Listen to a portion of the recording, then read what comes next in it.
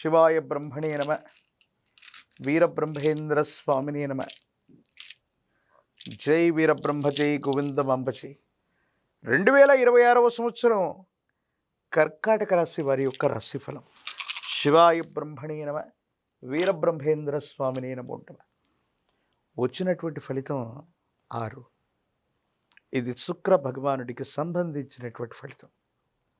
తప్పనిసరిగా వివాహ జీవితాన్ని కర్కాటక రాశి జాతకుల యొక్క జీవన గమనంలో ప్రభావితం చేసేటువంటి అవకాశం ఉంది.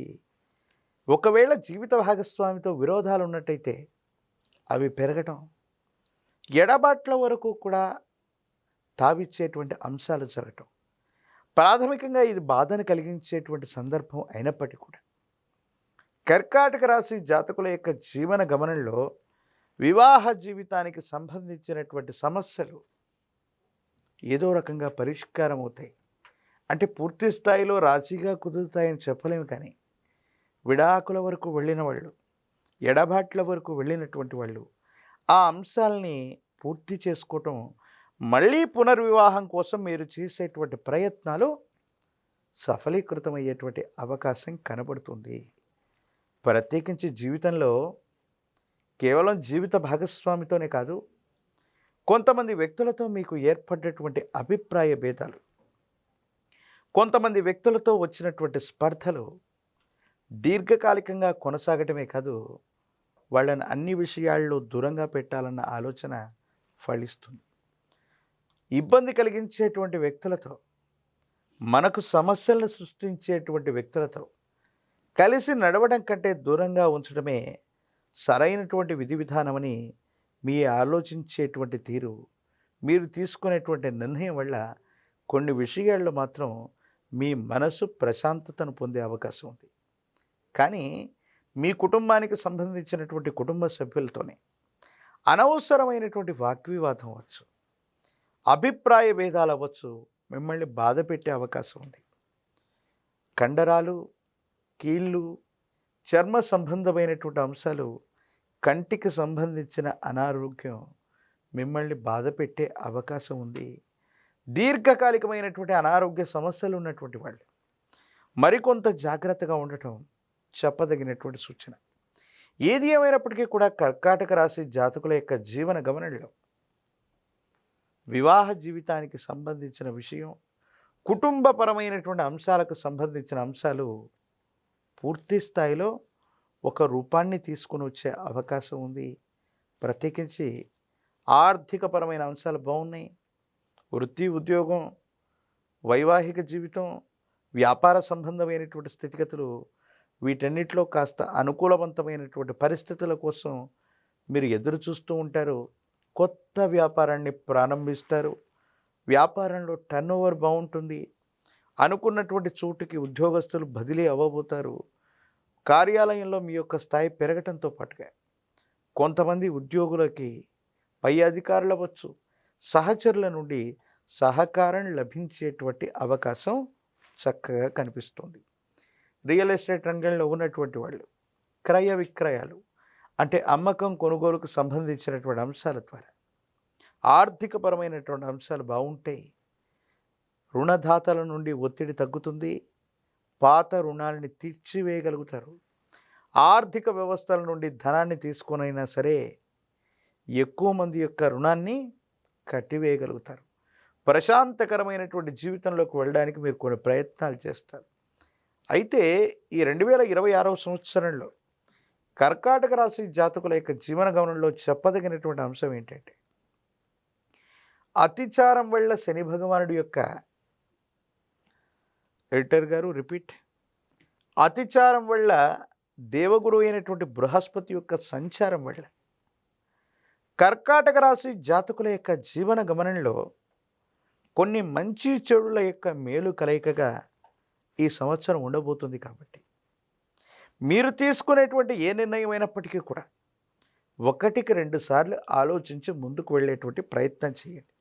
ఎందుకంటే మీ చుట్టూ ఉన్నటువంటి వ్యక్తులతో విరోధాలు ఏర్పడి చాలామంది దూరం అయ్యేటువంటి అవకాశం ఉంది. కాబట్టి ఉన్నటువంటి కొద్ది బలంలోనే మీ పట్ల విశ్వాసం కలిగినటువంటి శ్రేయోభిలాషులతో అనుకూలవంతమైనటువంటి పనులు చేయించుకోవడంతో పాటు వృత్తిని, వ్యాపారాన్ని, ఉద్యోగాన్ని విస్తరిస్తూ ఆదాయ మార్గాల్ని పెంచుకోవడానికి మీరు చేసే ప్రయత్నాలు సఫలీకృతమవుతూ ఉంటాయి. రాజకీయ రంగంలో ఉన్నటువంటి వాళ్ళకి ద్వితీయార్థం యోగిస్తుంది. పదవులు లభించే అవకాశం కనబడుతుంది. విద్యార్థులు ఏకాగ్రత చేత జ్ఞాపక శక్తితో ప్రయత్నం చేస్తే అనుకూలవంతమైనటువంటి ఫలితాన్ని పొందుతారు. మంచి ఉత్తీర్ణతను కూడా పొందేటువంటి అవకాశం కనిపిస్తుంది. నిరుద్యోగులు ఉద్యోగం కోసం ఎదురు చూడవలసి వస్తుంది. వివాహం కానటువంటి స్త్రీ పురుషులకి అత్యంత అనుకూలవంతమైనటువంటి సమయంగా మనం చెప్పచ్చు. విశేషించి దక్షిణామూర్తి దత్తాత్రేయ స్వామి వారి యొక్క స్తోత్రాల్ని చదువుకోవటం లేదా పంచముఖి రుద్రాక్షను విశేషంగా మెడలో ధరించటం, మహాకాలభైరవ రక్షను మెడలో ధరించటం అనుకూలవంతమైనటువంటి ఫలితాలకి కారణమవుతుంది. అతిచారం వల్ల ఒక్కో సందర్భంలో బృహస్పతి యొక్క బలం కనిపిస్తుంది. మరికొన్ని సందర్భాల్లో బృహస్పతి వ్యయస్థానంలో ఉంటాడు కాబట్టి కొంతమంది వ్యక్తులతో శాశ్వతంగా విడిపోయేటువంటి అవకాశాలు ఉంటాయి. కాబట్టి బృహస్పతి యొక్క అనుగ్రహం కోసం ఉత్తరేణి బదనికతో లేదా ఉత్తరేణి యొక్క మూలంతో తయారు చేయబడ్డటువంటి ఒక తాంత్రిక వస్తువును ధరించటం సర్వత్రా శుభకారకమవుతుంది.